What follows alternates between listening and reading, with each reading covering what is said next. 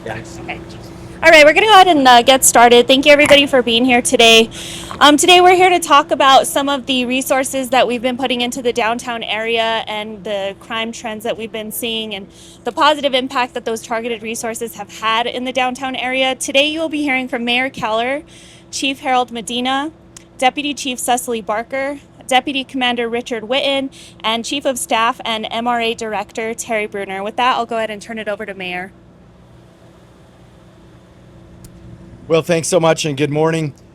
We do this typically once or twice a year in terms of, in general, a little bit of an update with respect to crime downtown and safety downtown. And so we're going to touch on issues that have changed since the last time. We've really provided a lot of information about our hard work downtown. But I just want to also acknowledge, coincidentally, literally, it was also the Chiefs' run this morning. So we're joined, and I quickly changed clothes, but those are a new batch of cadets over there. And so we're very grateful to see a new batch of officers coming in to be reinforcements for our hardworking men and women at APD. Now, what we want to touch on today is a couple of specific issues and a couple of general issues. Number one is that last summer was when we had a big spike in youth crime downtown. And we really highlighted the situation where teenagers were coming to our parking garages and they were essentially partying. But when they would party, it involved drugs, alcohol, and unfortunately, firearms. And this is also why we had several shootings in parking lots last summer, and this was a focus of ours to fix going into this summer. So what we have done is a range of things. We have added lots of security cameras, specifically 14 cameras in our garages. So we are now watching in our garages. We also have added 122 community connect cameras. These are cameras in private businesses, for example, like this building or that building, that now our real-time crime center can see. So in total, we've added about 200 cameras when you add all that together downtown. And these cameras are part of course, a general $2 million of investment that we've made in lighting also downtown. So you will notice the alleys and especially different intersections and around parking lots are almost overlit. That is on purpose so people can't hide and essentially do bad things, especially when people are coming either home from work or they're coming home from eating and from hanging out downtown. Now, one example we're going to highlight is how the National Guard has also been helping. As you know, they've been very helpful working our camera system in our real-time crime center. And on July 3rd around midnight, they spotted 3 individuals with firearms and alcohol. They alerted APD. The suspects fled and then crashed into the sergeant's vehicle. And then we found them and we caught them and we arrested them. This is the combination of all of these efforts: layered enforcement, cameras, and a quick response from APD. Now we continue on the weekends. We have a new arrangement with respect to how we do cleanup and closing on the weekends. We modify that every couple of months. And now we have a new program where the cruisers go one way. So there's a whole traffic management program we can talk about as well. But it's sanctioned. It works with APD and it works with the businesses. Food trucks are the same way. We used to have most of our violence occurring around food trucks late at night, where people would get into different altercations when they're inebriated and waiting for their food. So now we have rearranged the way we place food trucks so that they're in safer areas and they're spread apart. So you can see this is a combination of things big and things small, and it's having an impact. And I think that's the most important thing, is the downtown shootings are down 20%. Now we have a long way to go, but we're going in the right direction in a big way. And it's because of the investment in technology, the partnership with the community, and also the hard work of our officers. Now, a couple of other things to touch on before we go into some detail from folks from APD. This summer, we've also invested a lot more in trying to keep our teens busy and active and doing other things. That's why we're having teen movie nights. If you've seen these at the parks, we had almost 1,000 teens at our last movie showing. And we're also doing our teen pool parties at the pools around the city. And so we have tripled the number of teen activities this summer, and it's part of the Summer of Nonviolence. And we believe it's also directly correlated to just less teens being down here and the potential for challenges around juvenile crime and even drag racing. Now, we also are working with the business community to make sure that we're supporting their efforts to thrive downtown. And we know it's a tough road, but when we think about what 8th and Central looks like and 7th and Central looks like now compared to what it did last year, it is night and day. If you want to see the future of Albuquerque's downtown, go to that intersection and you can see it today. You've got a thriving brewery with amazing food. You have an amazing hotel that also has a good restaurant. There may or may not be a speakeasy underneath the liquor store.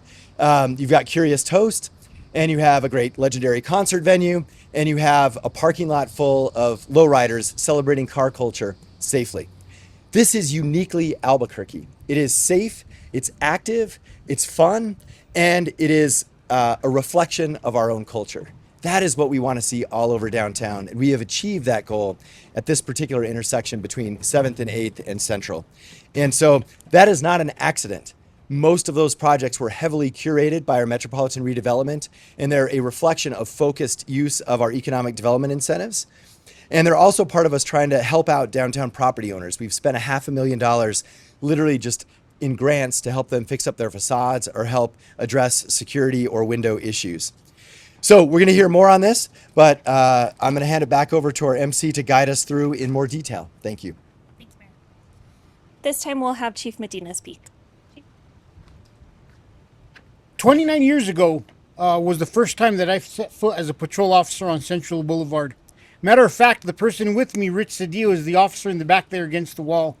We worked these streets 29 years ago, and back 29 years ago, we had the same struggles. We had to work and devote more resources downtown. What's the difference today? There's more cameras than ever before downtown. We now have National Guard watching those cameras downtown. We have Shot Spotter. We're getting ready to have drones. And we have devoted units that spend a lot of time downtown. During most of my career, many times it was just field services that was stuck with downtown, and they had to work through it. But we will have the tactical section here.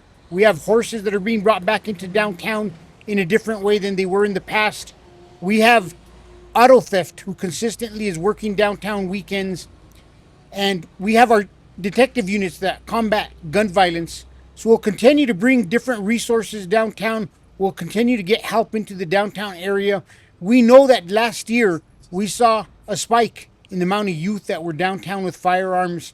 We're seeing a 20% reduction in firearm-related crimes downtown. And we're seeing reductions in a lot of other crime categories. It's because of the dedicated effort of the officers behind you, who each and every day come out here and they balance humanity, working with some of the unhoused population and ensuring that they're taking individuals who are criminals to jail. And I'm going to ask them to continue that fine balance of making sure that we do everything we can to help people in need, but at the same time, enforce laws when we're required to enforce them to keep Albuquerque safe. So we will continue to make sure that our officers work hard. 26 guns this year have been recovered in the downtown area. We've made 24 arrests, the majority involving juveniles, and we want to make it clear that if you're involved in gun crime and you're involved in activities that are threatening the public safety, that you will be held accountable and officers are going to take you into custody. So once again, to the horses to the right, left of us, and the officers behind us, thank you for all you do each and every day to keep downtown safe. And we're going to turn it over to Deputy Chief Barker. Good morning, everybody. As Chief said, my name is Cecily Barker. I'm the Deputy Chief of the Field Services Bureau, which includes downtown. And I just want to start by first thanking Deputy Commander Witten and Commander Jose Sanchez, who oversee downtown and the Valley Area Command. And then most specifically, thank our downtown teams. As Chief mentioned, they are the officers who are down here every day addressing anything to community concerns, to our swing and graveyard officers who are addressing the crime and making sure that our community is safe when they come downtown to enjoy their time. I'm going to take a minute to talk a little bit about the resources that we have and the technology that Mayor and Chief briefly talked about, and how we're using that to our advantage in the Field Services Bureau. So I know that we've talked about some cases, and Deputy Commander Witten will talk specifically about one recently that happened as well. But we do have the National Guard and the Real-Time Crime Center personnel who are watching cameras that are downtown, whether that's in the parking garages or on the streets, and they're able to, in real time, tell us what they're observing. We've seen individuals to include juveniles with firearms, just showing it off to each other, using it unsafe, and in the parking lots causing disturbances. And they're able to relay that information immediately over to our officers who are on the ground, and they're able to guide them in safely to make those arrests. In addition to the cameras that we have downtown, both public and private, that are fed into the RTCC, we have the license plate readers. So there are times where we might have a vehicle flee from us, and if we're not able to locate it at that exact time, we are able to get a license plate and follow up on that case. So not only in that situation, but if a crime has been committed and someone leaves the area, we're able to use that resource. Chief briefly talked about drones. That's another resource that we use to make sure that our officers are safe. We have personnel who are able to get those drones up in the air and guide our officers in again, as I said. I'm again going to allow Deputy Commander Witten to talk about a recent case, and just want to remind everybody that we want you to be able to come downtown and enjoy your time. We want you to feel safe down here, but we are going to make sure that we enforce the laws when necessary to make sure that you all are safe and are able to enjoy your time. Real quick, I'll just thank again the horse-mounted unit and motors and the other teams that come to help our downtown teams, and I'll turn it over to Deputy Commander Witten. Thank you. Hello, I'm Deputy Commander Richard Witten. I took over the downtown area about the turn of the new year, about January 1st. Since then, I've been very proud of the hard work the day shift officers behind you and the swing shift officers that come in a little bit later tonight have done. They've taken the strict enforcement policy really to heart. My day shift officers are out here every day on foot. They patrol by bike. They're out making contact with all the businesses. They have close relationships with a lot of business owners. They know many of the individuals downtown by name.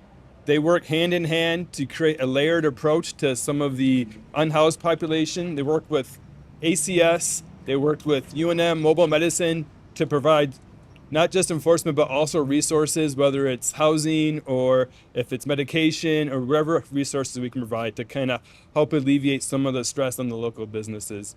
And then my swing shift team, they have a little bit different mission. On weekends and at late nights, they handle the bars and the juveniles and the parking lots where a lot of the problems stem from. Kind of like an incident the mayor talked about, there was another incident at the parking structure right over here at 2nd and Gold, where RTC was actively monitoring some cameras. They called out over the radio that they saw juveniles with guns and drinking again in the parking lot. So they were able to relay that information to the officers in real time. Officers were able to respond to the parking ramp. They set up what we call spike strips at the exit in case the vehicles flee. They conducted traffic stop, and they did stop 2 vehicles. They arrested 4 subjects, and they wrote warrants for those vehicles because we had probable cause that there was firearms in there. When they served those warrants, they recovered 4 firearms. One was an AR rifle to pistol conversion, so that was huge getting that off the street.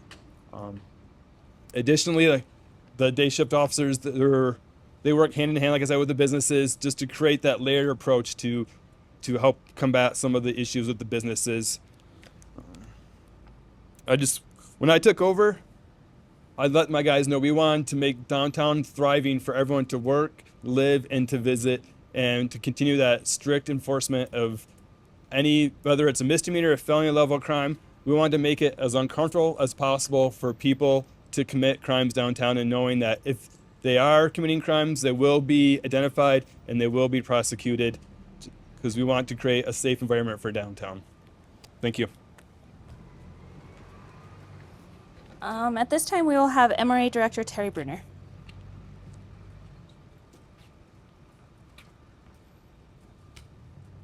Good morning. I'm Terry Bruner with the Metropolitan Redevelopment Agency.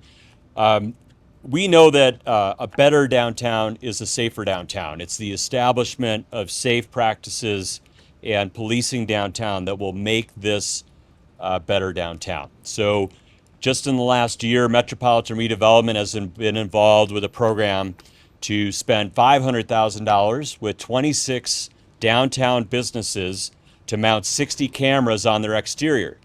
And that gives the Real-Time Crime Center at APD eyes on the street. and we're able to look around pre and post activities to see what's happened and provide a little extra safety for those downtown businesses. Just over here on this business right here, you'll see 3 cameras, and we took this wonderful picture of all of you. And so you can see it's live and active, and we're able to look at what's going on in the street. But we really appreciate the business owners that have participated in our Community Connect program to get more eyes on the street and provide a safer downtown. Thank you.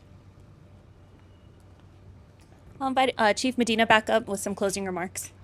Es muy importante que nosotros tenemos oficiales aquí. Es cierto que las personas de Albuquerque están seguros cuando están aquí comiendo, haciendo otras cosas en el día en la noche. I think it's important that we also mention that, downtown has been designated a gun-free zone in many areas. And when the new U.S. attorney took over a couple weeks ago, I voiced my frustration in the fact that we had very little prosecution on the cases earlier. They were going to reevaluate some of those cases, and we have a new commitment that we will be going forward with prosecution when it's applicable. Just remember, not every case we're going to be able to get that done, but if it is a career criminal who has a lengthy history, they should get prosecuted federally for bringing their firearms into the downtown area. That concludes it for our speakers. We'll go ahead and open it up for questions right now. After questions, we will be inviting you all to come into the bus so that way you can kind of see what takes place in there. We want to show you some video of the incident that Deputy Commander Witten was speaking of, but at this time we'll take questions. None? Go ahead, Natasha. I'm Natasha with KRQE. I was curious, you guys mentioned all these cameras that are going up or that have gone up downtown on businesses and in more public areas. Can you give me like a timeline on when those were put up? Those are all up. Yeah, so we have 60 new cameras that have all been installed and linked to the real-time crime center And when was that done? in the last year. Peter? Ask about drones a bit. So I think it was Channel 13 did a thing about the drone situation, but they didn't exactly nail down, or the city would not exactly nail down where the drones were launching from. A, is it safe to say that there's some kind of drone coverage of downtown? And B, do more drones, does that translate into less helicopter hovering around downtown? As for drone coverage is citywide. We positioned our docks in areas that would be able to give us citywide abilities. So in terms of downtown, there are limited areas we have because there are no-fly zones downtown for our drones because of the hospitals and the helipads at those areas. But yes, in a lot of ways, drones can reduce the amount of helicopter noise that is occurring within certain parts of the city.